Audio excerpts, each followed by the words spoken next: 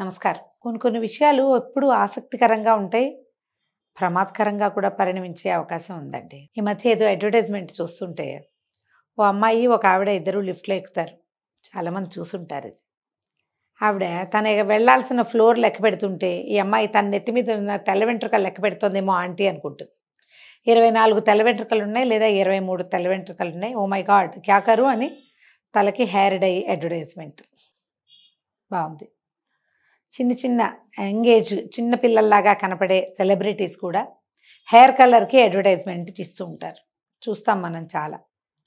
ఏదైనా కొద్దిగా కాస్త తెల్ల వెంట్రుకలు, కొంత జుట్టు గ్రే అయితే ఇమ్మీడియేట్‌గా మనం హెయిర్ డైస్‌కి వెళ్ళిపోవాలా. డై కాదు, ఇట్స్ కలర్. కలర్ కాదు, ఏమంటారు, అవ్వ పేరే ముసలమ్మ. నీ ఎడం చేయి తీసి, నీ బుర్ర చేయి తీసి నా ఎడం చేయి పెట్టు అన్నట్టుగానే హెయిర్ డై వేరు, హెయిర్ కలర్ వేరు. డై కంటే కలరు చాలా అద్భుతమైంది. ఇది ఎవరైనా వేసేసుకోవచ్చు, ఏ కలర్ అయినా వేసుకోవచ్చు అని చెప్పి బోల్డ్ అన్ని పుంఖాలుగా అడ్వర్టైజ్మెంట్లు మనకు కనపడుతున్నాయి. మనం వాటిలలో చాలా వాటికి అట్రాక్ట్ అవుతాం. మనం రెగ్యులర్గా వెళ్ళే పార్లరో, లేదా మన ఫ్రెండ్సో, మన కజిన్సో, మన అక్కయ్యలే, మన చెల్లెళ్ళే ఏమవుతుంది, హెయిర్ కనిపిస్తుంది, డై చేసుకో అని మన ఎంకరేజ్ చేస్తారు. చేసేసుకో, కవర్ చేస్తే హాయిగా ఉంటుంది, బాగుంటుంది.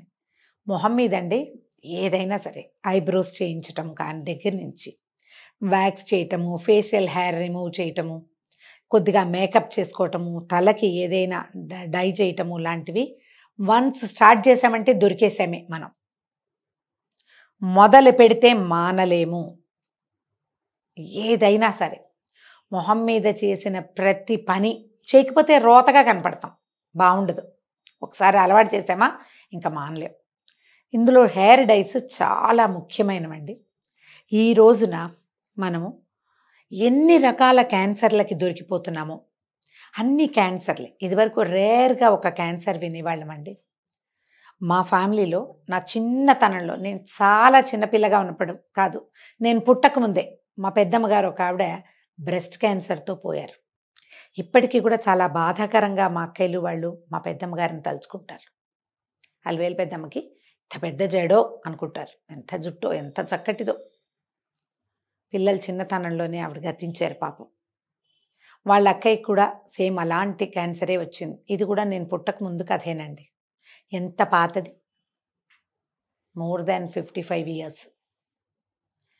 మా ఇంకో పెద్దమ్మ గారు ఆ రోజుల్లోనే రేడియేషన్ ఏదో తీసుకున్నారు, కరెంటు పెట్టారని చెప్పేవాళ్ళు. అప్పటికి అదే ప్రక్రియ. తర్వాత మా ఇంకో పెద్దమ్మ గారు చాలా కాలం జీవించున్నారు. అవి తప్ప అసలు మేము మా చుట్టుపక్కల ఎక్కడా క్యాన్సర్లు వినలేదండి. నా ఏజ్ ఉన్న వాళ్ళందరి అనుభవం ఇదేగా ఉంటుంది. ఇటీవల ఒక 18 సంవత్సరాలుగా ఎన్ని రకాల క్యాన్సర్లోనండి, ఎన్నో రకాలుగా క్యాన్సర్ మన భూతం, మన శరీరాల్లోకి ప్రవేశించేస్తుంది. అందులో కొన్ని తప్పనిసరివి, కొన్ని తెలియక జరిగేవి, కొన్ని కావాలని మనమే ఎక్కించుకునేవి. ఇవాళ రేపు ప్రధానంగా కనపడుతున్న స్కిన్ క్యాన్సర్కి మనం వాడేటువంటి రకరకాల ప్రోడక్ట్స్ కారణమవుతున్నాయి. ఎన్నో రకాలు, ఎన్నో డాక్టర్ అక్కయ్యలు, అన్నయ్యలు అందరూ ఇదే చెప్తున్నారు.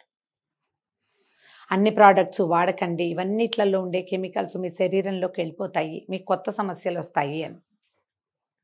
అందులో మనం తలాయించగలిగేది, అంటే కొంతకాలం వాయిదా వేయగలిగేవి, అసలు ముట్టుకోక్కర్లేకుండా మానేయగలిగేవి ఏమైనా ఉన్నాయా అంటే హెయిర్ కలరేనని నేనైతే భావిస్తానండి. చాలా వయసు వచ్చే వరకు నేను కూడా హెయిర్ కలర్ ట్రై చేయలే. చాలా పెద్ద వయసు వచ్చేదాకా, ఎక్కువ ఏజ్ 50s వచ్చేదాకా చూడలేదు. అందులో కూడా హెర్బల్ హెయిర్ కలర్స్ నన్ను వెతుక్కొని వాటి కోసం ఏదో ట్రై చేస్తాం. ఇవాళ రేపు చిన్న పిల్లలు కూడా ఇక్కడ ఒక చిన్నది 3-4 వాటిని ఏమిటో పేర్లు చెప్తారండి తమాషాగా. ఆడపిల్లలు లేకపోవడంతో నాకు ఆ పేర్లు అంత బాగా నోటికి రావటల్లా. 3-4 పాయలు హైలైట్స్, 3-4 పాయలు కలర్ చేయటం. అది మిమ్మల్ని ఏం చేయదని మీకేంటి నమ్మకం? అదేదైనా చేసేశాక మనకెవరు సమాధానం చెప్తారు? ఎవరు మన దుస్థితిని అనుభవిస్తారు? మన దుస్థితిని అనుభవించాల్సింది మనమే కదా. మనం ఎందుకు వీటికి దొరికిపోతున్నాము? ఫ్యాషన్ పేరుతోటి రకరకాల రంగులు మార్చేసుకోవటం తలలు. కొంతమంది చిన్న పిల్లలు కనిపిస్తారండి, 25 ఏళ్ళు ఉంటే, వాడు 25 ఏళ్ళు కూడా ఉండవు. వాడు జుట్టు ఏమిటో సగం ఓ రంగు, సగం ఇంకో రంగు. ఏంటవి ఎక్కడి నుంచో వేసిన రంగులు మన్నేం చెయ్యవా? చేస్తాయే, ఏదో చేస్తాయి. ఏం చేస్తున్నాయో తెలియదు మనకి. ఇప్పుడు పొట్టలో ఏదైనా తిన్నామనుకోండి, వెంటనే దాని రియాక్షన్ ఏమిటో, ఓ వామిటింగా, ఓ మోషన్ అయిపోతుందా, ఒక ఇండైజేషనా, ఓ జలుబో ఏదో కనపడుతుంది. చాలా విషయాలు కొన్ని కొన్ని నిశ్శబ్దంగా శరీరంలో ఉండిపోయి వాటి ప్రభావం స్లోగా బయటికి పెడతాయి. అందులో ఇలా ఎక్స్టర్నల్గా వాడేటువంటి చాలా రకాల రంగులు కానీ, పైన మొహాలకి రాసుకునే క్రీములు కానీ, ఈ నెయిల్ పాలిష్లు కానీ, అవన్నీ కూడా క్రమంగా అతి స్లోగా వాటి పని అవి చేసేసి తప్పుకుంటాయి. తర్వాత దొరికిపోయేది మనం అక్షరాల. చాలా అవసరమైతే కానీ హెయిర్ కలర్ జోలికి వెళ్ళొద్దు. ఓ 10, ఓ పుంజిడి వెంట్రుకలు 10, 20, 14 ఉంటాయి. ఇప్పుడు 14 ఇక్కడ ఉంది, కొద్దిగా గ్రే హెయిర్ ఉంది అనుకోండి. ఎందుకు ఈ 30sలోనే హెయిర్ కలర్ ఎందుకు చేసుకోవాలండి? హెయిర్ కలర్ ఆ ఒక్కచోటే వేస్తారా? కాదే, అనీవెన్గా ఉంటుందని తలంతా వేసేస్తారు కదా. జాగ్రత్తగా అక్కడోటి తెల్ల వెంట్రుకలు ఉంటే వాటన్నిటినీ కవర్ చేయడానికి అన్ని చోట్ల హెయిర్ డై వేస్తే, లేదా హెయిర్ కలర్ వేస్తే, కలర్ అనే అందాం మనం, డై అనద్దు, డై బ్యాడ్ వర్డ్, కలరే అనుకుందాం. వేస్తే మిగిలిన జుట్టు డ్యామేజ్ కాదని ఎవరు మనకి గ్యారంటీ ఇస్తారో చెప్పండి? ఫలానా కంపెనీ ఏమిటి, ఆయన ఏమన్నా మన మామయ్య కాదే, ఎవరు మన మేనమావలు కాదు కదా గ్యారంటీ ఇవ్వడానికి. మామయ్యలే గ్యారంటీ ఇవ్వలేరు ఈరోజు. ఎంత అద్భుతమైనదైనా కెమికల్ అనేది వన్స్ ఒక్కసారి ఒంటి మీద పెట్టాము అంటే దాని అందంతో పాటు దాని సైడ్ ఎఫెక్ట్ని కూడా మనం తీసుకోవాల్సిందే. ఎందుకు మనం వీటికి దొరుకుతున్నాము? ఎర్లీ ఏజ్ 30s, ఓ 10 వెంట్రుకలు అక్కడక్కడ తెల్లబడ్డాయి, గ్రేగా కనపడుతున్నాయి. మీరు హెన్నా పెట్టుకోవచ్చు కదా. ఆ హెన్నా కూడా చాలా సైడ్ ఎఫెక్ట్స్ ఉన్నాయండి, హెన్నాతో హెయిర్ డ్రై అయిపోతుందని 100 మంది చెప్తున్నారు. ఇదివరకు అంతా హెన్నాయే పెట్టుకునేవాళ్ళు. హెన్నాతో హెయిర్ డ్రై అవ్వకుండా ఉండే విధానాలు చాలానే ఉన్నాయి కదా. పుష్కలంగా నెత్తి నిండా నూనె పెట్టుకుని ఫుల్గా చంపి అంటున్నాం కదా మనం, చంపి చేసి దాని మీద హెన్నా పెట్టుకున్నాం అనుకోండి, ఈ గ్రే తెల్లగా ఉన్న జుట్టు కొంచెం పార్షియల్గా కలర్ మారి సరిపోతుంది. మిగిలిన జుట్టుకి ఎంతో కొంత నరిష్మెంట్ ఇస్తుంది, పర్వాలేదు. ఇప్పుడు హెన్నాల్లో కూడా రకరకాలు కలుస్తున్నాయని చెప్తున్నారు. అప్పుడు మనం దాన్ని కాస్త మనం నేటివ్గా మన దొడ్లో ఉన్న మొక్కల్లో నుంచే తీసుకోవచ్చు, సొంతంగా తయారు చేసుకోవచ్చు. గోరింటాకు దొరకని గొడిపోయిన దేశం కాదు కదా మంది, చేయొచ్చు. గుంటగరాకు వాడుకోవచ్చు, వాడచ్చు. ఎన్ని రకాలో చేయొచ్చండి హెర్బల్స్కి. కొంచెం కవర్ చేస్తే సరిపోతుంది. ప్రతి వెంట్రుకని నల్లగానే చేసుకోగల, కొంతమందికి ఎరుపుగా ఉంటే నచ్చదండి, అందుకే మేము బ్లాక్కి వెళ్తున్నాం, హెన్నాకి వెళ్తున్నాం అంటారు. మీరు ఏ రంగు తెచ్చే విషయమైనా మీరు కొనుక్కొచ్చింది 100% అందులో కెమికల్ ఉంటుంది. నో అమోనియా అవన్నీ వింటూ ఉంటాం, అమోనియా లేదు, ఇంకేదో లేదు. ఏది లేకుండా ఇంత 20 నిమిషాల్లో అంత బ్రహ్మాండంగా నీకు కావాల్సిన brown, light brown, dark brown, burgundy, natural black, jet black, ఇవన్నీ ఎలా తెస్తుంది? అది ఎలా తెస్తుంది? ఏ కెమికల్ లేకుండా వచ్చేస్తాయా ఇవి? రావు. ఆలోచించండి. అవసరం లేకుండా మీరు కవర్ చేసుకోగలిగే అవకాశం ఉన్నప్పుడు హెయిర్ కలర్స్కి వెళ్ళొద్దు. చిన్నపిల్లల్ని కలర్స్కి దొరికించకండి. ఈ కలర్ మార్చడం ఒక సరదాగా ఉంటుంది. జబ్బు అది సరదాగా ఉంటుందా? సరదా అయిన విషయమా అనారోగ్యం? క్యూర్ లేని స్కిన్ ప్రాబ్లమ్స్, వాటికి ఏం సమాధానం చెప్తాం మనం? ఎట్లా దాంట్లో నుంచి బయటపడతాం? మానేయటం మంచిది కాదు.